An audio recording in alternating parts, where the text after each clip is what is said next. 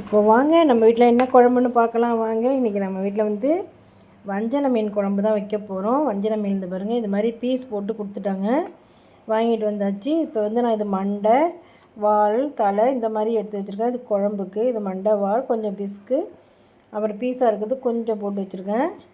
இதை எப்படி டேஸ்ட்டாக குழம்பு வைக்கிறதுன்னு பார்க்கலாம். பாருங்கள், இவ்வளோ தான் பீஸு. இதெல்லாம் வந்து மண்டை, தலை, வால்.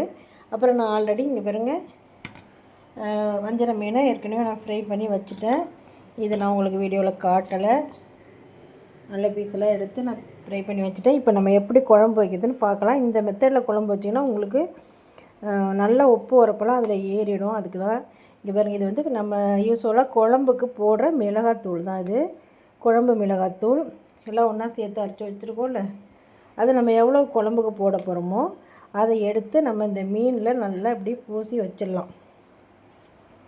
இந்த மாதிரி கலந்து வச்சிட்டிங்கன்னா நல்லா அது மீனில் இழுத்துக்கும்.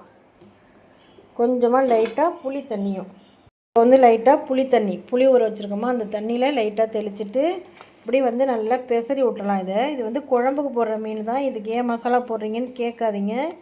இந்த மாதிரி மசாலாவில் இது கொஞ்சம் நேரம் ஊறிக்கிட்டு வந்ததுன்னா நல்லா வந்து உப்பு உரப்பு அதில் சேர்ந்துடும். அதுக்காக தான் நான் வந்து இதில் ஊற வைக்கிறேன். இந்த மாதிரி கொஞ்சம் நேரம் ஊற வச்சுருங்க. அப்படியே எல்லா மீனும் ஊறிக்கிட்டு இருக்கட்டும்.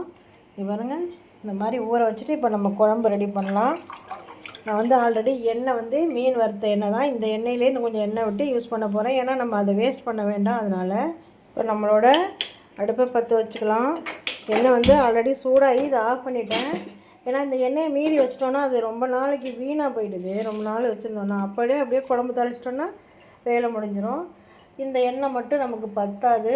ஏன்னா இன்னும் கொஞ்சம் மீன் குழம்புனா கொஞ்சம் எக்ஸ்ட்ரா தானே ஊற்றணும். இன்னும் கொஞ்சம் ஊற்றிக்கலாம். ஓகே, இது போதும். இப்போ நம்ம எண்ணெய் போட்டு தாளிக்க போகிறோன்னா கருவடாம் தான் போட்டு நான் தாளிக்க போகிறேன். மீன் குழம்புக்கு எப்போயுமே கருவடாம் போட்டு தாளித்தோன்னா நல்ல ஒரு வாசனை கமகமகமான இருக்கும். அதுக்காக தான் நான் வந்து கருவடாம் போடுறேன். இங்கே பாருங்கள், பாதி கருவடாம் தான் போட போகிறேன். ஒரு உருண்டை ஃபுல்லாக போட தேவையில்லை, பாதியை அப்படி உதுத்து போட்டுக்கலாம். கருவடாம் போட்டு தாளிக்கிறப்ப மீன் குழம்பு அவ்வளோ ஒரு டேஸ்ட்டாக இருக்கும். இப்போ அது பொரியட்டும். அவ்வளோதான். இப்போ வெங்காயத்தை சேர்த்துடலாம். குட்டி குட்டியாக வெட்டி வச்ச வெங்காயம். இது உங்களோட விருப்பம். சின்ன வெங்காயமும் போடலாம், பெருசும் போடலாம். நான் ரெண்டுமே கொஞ்சம் கலந்து வெட்டி வச்சுருக்கேன்.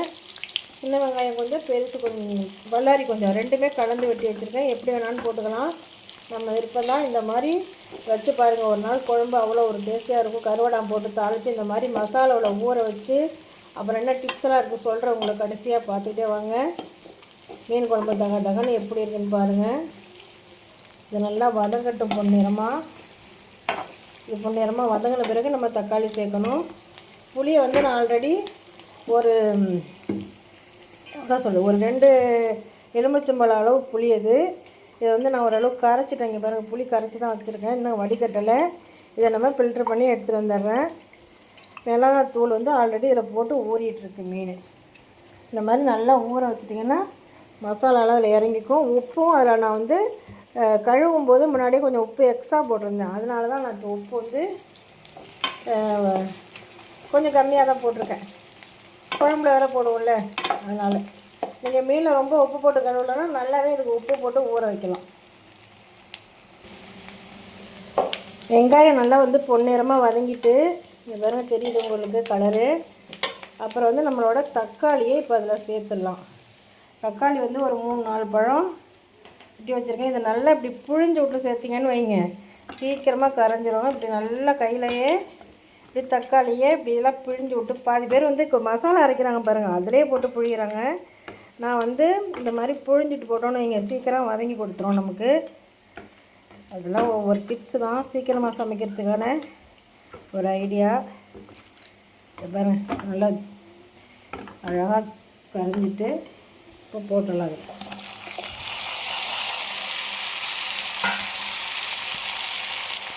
தக்காளி சேர்த்தாச்சு. தக்காளி சேர்த்தோன்னா சீக்கிரமாக இப்போ வதங்கிடும் நமக்கு. நம்ம நல்லா வந்து பழமாக இருக்கிறதுனால நல்லா கசக்கி புழிஞ்சு போட்டாச்சு. அதில்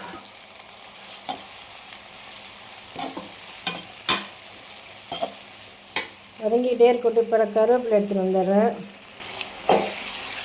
இப்போது நம்மளோட கருவேப்பிலையை சேர்த்துடலாம். அதுவும் சேர்ந்து நல்லா வதங்கட்டும். நல்லா கருவேப்பிலையை கழுவிட்டு இப்படி போட்டுக்கலாம்.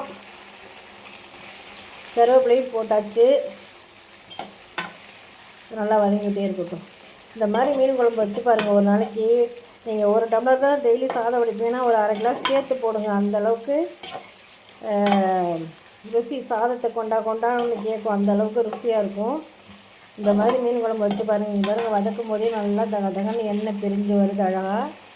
புரியுதா? அதே மாதிரி நான்வெஜ் செய்கிறப்பெல்லாம் கொஞ்சம் எக்ஸ்ட்ரா எண்ணெய் விடுங்க. அப்போ தான் டேஸ்ட் இருக்கும். நான்வெஜ்ஜு என்றைக்கோ ஒரு நாளைக்கு தானே செய்கிறோம். அன்றைக்கி போய் நம்ம எண்ணெய் செய்யக்கூடாது அப்படி இப்படின்னு இது பண்ணோன்னா அது வந்து டேஸ்ட்டு கம்மியாக போயிடும். இப்போ தேங்காய் அரைச்சி ஊற்றியெல்லாம் வைப்பாங்க ஊரில். நான் வந்து இதுக்கு தேங்காயெல்லாம் அரைச்சி ஊற்றலை. வெறும் குழம்பு மிளகாய் தூள், வெங்காயம், தக்காளி, நம்மளோட கருவடம் அதுதான் போட்டு வைக்கிறேன். இது வந்து நல்லாயிருக்கும். நான் வச்சு முடித்த பிறகு நீங்கள் பாருங்கள். இப்போ வந்து நம்ம என்ன சேர்த்துடலாம்னா நம்மளோட புளி வந்து கரைச்சி வச்சுருக்கேனா இங்கே பாருங்கள். அந்த புளியையும் இதில் சேர்த்துடலாம். கொதிக்கட்டும் சேர்ந்து. அவ்வளோதான். இந்த புளி அதில் ஊற்றியாச்சு. இது இப்போ ஒரு கொதி வரணும். இப்போ குழம்புக்கு தேவையான உப்பை நம்ம இதில் சேர்த்துடலாம். நான் வந்து கல் உப்பு தான் போட போகிறேன். கல் உப்பு போட்டுக்கலாம். நம்மளோட கல் உப்பை போட்டுக்கலாம். மீன் குழம்புக்கு எல்லாமே கல் உப்பு போட்டால் தான் நல்லா உரைக்கும். இங்கே பாருங்கள், கிட்ட காமிச்சோன்னா நிறையா நினச்சிட போகிறீங்க. இதெல்லாம் வந்து ஒரு கை நிதானம் தான். எவ்வளோ போட்டிங்க, எத்தனை ஸ்பூனு அப்படியெல்லாம் கிடையாது. சமைச்சிக்கிட்டே இருக்கவங்களுக்கு அந்த நிதானம் வந்துடும். எவ்வளோ உப்பு போடணும் என்னென்னு. நான் இப்போ வந்து இதில் மிளகாத்தூள் எதுவும் போட போகிறதில்ல. ஏன்னா நம்ம ஆல்ரெடி மிளகாத்தூளை இங்கே சேர்த்து வச்சிட்டோம். குழம்பு கொதி வந்தோடனே இதை எடுத்து இப்போ நம்ம சேர்க்கலாம். கொஞ்சம் நேரம் கொதிக்கட்டும் குழம்பு. இது பாருங்கள் நல்லா சூப்பராக தங்கன்னு இருக்குது. இது போட்டோன்னே சூப்பராகிடும். லாஸ்ட்டாக ஒரு பொருள் சேர்ப்பேன். அதுவும் என்னென்னு உங்களுக்கு கடைசியில் சொல்கிறேன். வீடியோ தொடர்ந்து பாருங்கள். அது சேர்த்தா இன்னுமே டேஸ்ட்டு அல்டிமேட்டாக இருக்கும். அது என்னென்னு லாஸ்ட்டாக சொல்கிறேன். இப்போ வந்து நம்மளோட குழம்பு வந்து நல்லாவே கொதிக்குது. நம்ம வந்து ஆல்ரெடி மசாலா இதில் போட்டுட்டதுனால இப்போயே நம்ம மீனை போட்டுடலாம். அப்போ தான் அந்த மசாலா வந்து அதில் சேரும். அதனால் மீனில் வந்து அதை போட்டுடலாம். இது வந்து வஞ்சன மீனுங்கிறதுனால கரையாது. அது பாட்டில் கிடக்கும், ஒன்றும் ஆகாது. நல்லா மசாலா கோட்டிங்கோடு அப்படியே போட்டோன்னா அந்த மசாலாலாம் அதிலே கரைஞ்சி குழம்புக்கு தேவையான மசாலா நான் இதில் போட்டுட்டேன். தாளிக்கும் போது எந்த மசாலாவும் போடல பார்த்தீங்களா? இதில் தான் போட்டிருக்கேன் எல்லா மசாலாவும். அப்படியே ஒன்று ஒன்றா சேர்த்துடலாம். அப்படியே அதில் இருக்கிறதெல்லாம் அதிலேயே கரைஞ்சி அழகாக வெந்துடும்.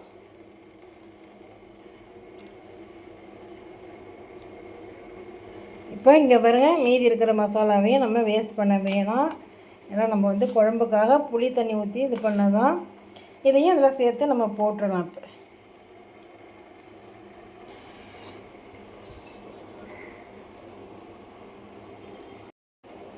பாருங்க, நல்லா சுத்தமாக தட்டை வழித்து போட்டேன். வேஸ்ட் பண்ண வேண்டாம். நம்மளோட மீன் மசாலாவை ஒட்டை வழித்து இப்போ போட்டாச்சு. இதெல்லாம் சேர்ந்து கொதிக்கட்டும். இப்போ பாருங்கள், நம்ம குழம்புல வந்து ஏற்கனவே வந்து புளி தான் ஊற்றிருந்தோம். இப்போ இந்த மசாலாவோட சேர்ந்து அது கொதிக்குது. ஒரு 10 நிமிஷம் 5 நிமிஷம் கொதிச்சா கூட போதும். பார்த்துக்கலாம் நம்ம எப்படி இருக்குன்னு. கொதித்த பிறகு நான் காமிக்கிறேன் இப்போ உங்களுக்கு. இப்போ பாருங்கள், ஒரு 5 நிமிஷமாக இது கொதிச்சுக்கிட்டு இருக்குது. இப்போ பாருங்கள், மீனெல்லாம் ஆனால் எதுவுமே கரையாது இந்த மீன். ஏன்னா வஞ்சன மீன் வந்து கரையாது அவ்வளோ சீக்கிரத்தில். 5 நிமிஷமாக கொதிக்குது. ஆனால் நம்மளோட குழம்பு கொஞ்சம் லிக்விடாக தான் இருக்குது. ஏன்னா நான் வந்து மசாலாவை மீனில் தான் போட்டேன், இதில் போடலை. அதனால் கொஞ்சம் ஒரு அரை ஸ்பூன் மசாலா இப்போ போட்டுக்கலாம். நம்ம ஒரு அரை ஸ்பூன் குழம்பு மிளகாத்தூள் போட்டுக்கலாம். இந்த மாதிரி நம்ம பார்த்துக்கிட்டு போட்டுக்கலாம். அதில் மசாலா எவ்வளோ இருக்குது அப்படிங்கிறத பார்த்துக்கிட்டு போட்டுக்கலாம். ஓகே, இதை அப்படியே சேர்ந்து கொதிக்கட்டும். இப்போ வந்து கடைசியாக ஒரு பொருள் சேர்க்க போகிறேன்னு சொன்னால அதை எடுத்துகிட்டு வரேன். என்னென்னே பார்த்துடலாம். அந்த பொருள் போட்டால் தான் இந்த குழம்போட டேஸ்ட்டு, கலரு எல்லாமே உங்களுக்கு இன்க்ரீஸ் ஆகும். இந்த பாருங்கள், ஒன்றும் பிரச்சனை இல்லை. அழகாக கொதிச்சு வந்துட்டு இப்போ நல்லாவே திக்காகிட்டு பாருங்கள். இன்னும் கொஞ்சம் நேரம் கொதிச்சா போதும். அதை எடுத்துகிட்டு வரேன். பக்கத்துலேயே வந்து நான் முட்டையும் வேக வச்சுட்டேன். மீன் வறுத்தாச்சு. சாதமும் ரெடியாக இருக்குது. இன்னும் ஒரு 2 நிமிஷத்தில் சாப்பிட்றலாம். நான் வந்து இப்போ வந்து அந்த பொடியை எடுத்துகிட்டு வரேன். நம்மளோட சீக்ரெட் பொடியும் வந்துடுச்சு. இங்கே பாருங்கள், இதுதான். இது வேறு ஒன்றும் இல்லை. வெல்லத்தை பொடி பண்ணி வச்சுருக்கேன். இது வேறு ஒன்றும் இல்லை. வெல்லம் கொஞ்சம், இந்த பாருங்கள், இவ்வளோதான். அதாவது ஒரு சின்ன பீஸ், இந்த அளவு பீஸ் இருந்தால் போதும். அதை பொடி பண்ணி போட்டால் போதும். அது வந்து டேஸ்ட் எடுத்து கொடுக்கும். இந்த காரத்தை நமக்கு வந்து ரொம்ப காரம் வந்து தெரியாது. அந்த மாதிரி ஒரு நல்லா அதில் சேர்ந்துடுறப்போ உப்பு காரம் புளிப்பு சேர்றப்போ அந்த இனிப்பு அதில் லைட்டாக தெரியவே தெரியாது வெளியில். ஆனால் நம்ம ரொம்ப போட்டுறக்கூடாது. ஒரு பீஸ் இந்த அளவு தான் போடணும். இந்த விரல் அளவு போட்டுட்டு நசுக்கி பவுடராக அதில் போடலாம், அவ்வளோதான். இப்போ வந்து இது கொதிச்சுட்டு நான் ஒரு 2 நிமிஷம் கொதிக்கட்டும், நான் காமிக்கிறேன் வேறு பவுலில் மாற்றி உங்களுக்கு. வாங்க, இப்போ நம்மளோட சுவையான டேஸ்டியான வஞ்சரம் மீன் குழம்பு ரெடி ஆகிட்டு. இங்கே பாருங்கள், சூப்பராக கலர்ஃபுல்லாக நல்லா வந்திருக்கு. எந்த பீஸும் கரையில் பார்த்திங்களா? மெயினாக இது வந்து கரையாது, வஞ்சர மீன் வந்து கரையாது, எப்பயுமே அழகாக அப்படியே இருக்கும். அவ்வளோதான். பாருங்கள், சூப்பராக டேஸ்ட்டாக வந்துட்டு மீன். இதே மெத்தடில் நீங்கள் வச்சு பாருங்கள். வச்சு பார்த்துட்டு எனக்கு கமெண்ட்டில் சொல்லுங்கள். என்னோடய வீடியோ பிடிச்சா லைக் பண்ணுங்கள், ஷேர் பண்ணுங்கள், சப்ஸ்கிரைப் பண்ணி வச்சுங்க சேனலை. டாட்டா பாய்.